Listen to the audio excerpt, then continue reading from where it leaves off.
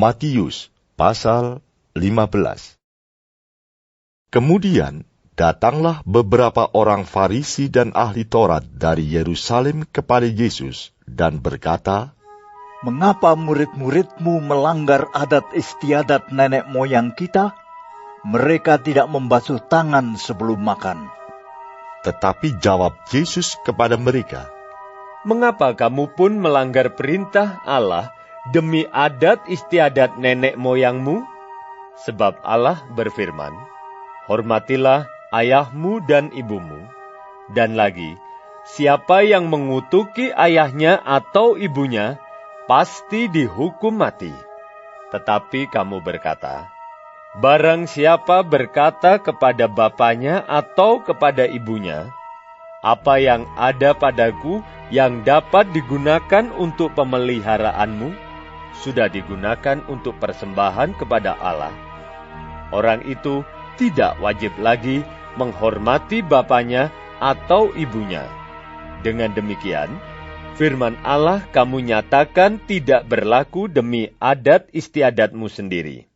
Hai orang-orang munafik, benarlah nubuat Yesaya tentang kamu.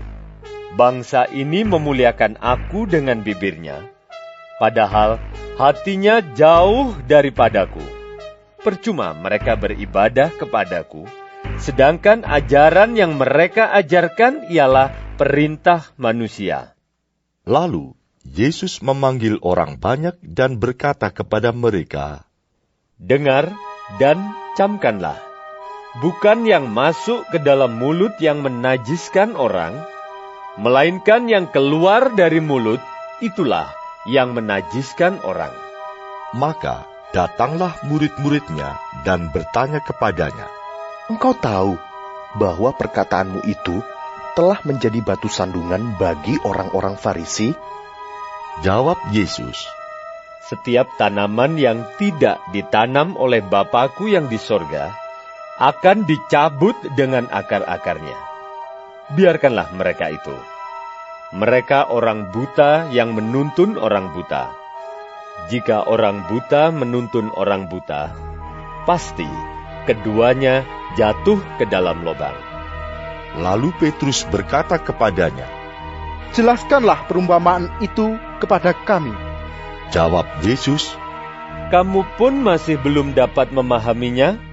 Tidak tahukah kamu bahwa segala sesuatu yang masuk ke dalam mulut, turun ke dalam perut, lalu dibuang di jamban? Tetapi apa yang keluar dari mulut berasal dari hati, dan itulah yang menajiskan orang. Karena dari hati timbul segala pikiran jahat, pembunuhan, perzinahan, percabulan, pencurian, sumpah palsu, dan hujat. Itulah yang menajiskan orang. Tetapi makan dengan tangan yang tidak dibasuh tidak menajiskan orang." Lalu Yesus pergi dari situ dan menyingkir ke daerah Tirus dan Sidon. Maka datanglah seorang perempuan Kanaan dari daerah itu dan berseru, "Kasihanilah aku ya Tuhan, anak Daud, karena anakku perempuan kerasukan setan dan sangat menderita." Tetapi Yesus sama sekali tidak menjawabnya. Lalu murid-muridnya datang dan meminta kepadanya, "Suruhlah ia pergi, ia mengikuti kita dengan berteriak-teriak." Jawab Yesus, "Aku diutus hanya kepada domba-domba yang hilang dari umat Israel." Tetapi perempuan itu mendekat dan menyembah dia sambil berkata, "Tuhan, tolonglah aku." Tetapi Yesus menjawab, Tidak patut mengambil roti yang disediakan bagi anak-anak dan melemparkannya kepada anjing. Kata perempuan itu, "Benar Tuhan, namun anjing itu makan remah-remah yang jatuh dari meja tuannya." Maka Yesus menjawab dan berkata kepadanya, Hai ibu, besar imanmu. Maka jadilah kepadamu seperti yang kau kehendaki. Dan seketika itu juga anaknya sembuh. Setelah meninggalkan daerah itu, Yesus menyusur pantai Danau Galilea dan naik ke atas bukit lalu duduk di situ. Kemudian, orang banyak berbondong-bondong datang kepadanya, membawa orang lumpuh, orang timpang, orang buta, orang bisu, dan banyak lagi yang lain, lalu meletakkan mereka pada kaki Yesus, dan ia menyembuhkan mereka semuanya.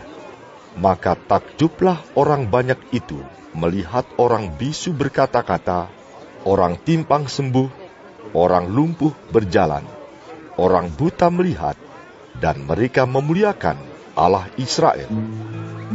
Lalu Yesus memanggil murid-muridnya dan berkata, Hatiku tergerak oleh belas kasihan kepada orang banyak itu.